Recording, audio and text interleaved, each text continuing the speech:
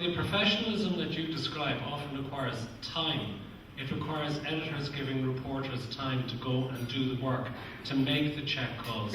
How well is the New York Times doing in that regard? Because certainly in this side of the Atlantic, all too often reporters are desk-bound, churning material from other sources without making the check calls, just to fill space or to get things quickly onto a blog. Well, I think you're smart to point that out. I mean, what we do is not, we're not splitting the atom when we make a story. This is a craft. It's like beer making or cooking eggs or whatever. You don't have to have a postgraduate degree to be a reporter. I know I'm a pretty good example of that.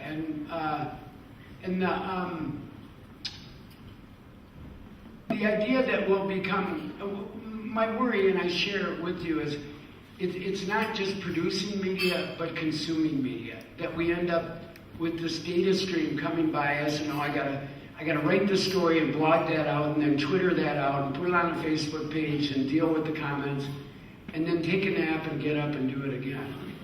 I'm old. That makes me tired to even think about. And so there's that problem. There's taking stuff in, and then the other problem is I'm deeply involved in Twitter, but then not very long ago I wrote a magazine story that was like it was a 4,000 word story. And the screen opened up, and I was looking at the blank screen, and I said, I haven't had a thought longer than 8 seconds in like 2 years. I don't know, what the fuck am I going to do? And just the blank screen just, beeping at me. And I worry we're going to lose our ability to think long thoughts a little bit.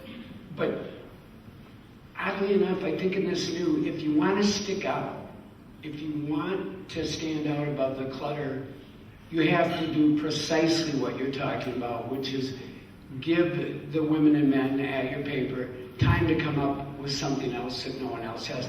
Otherwise, you're just going to be in this commodity world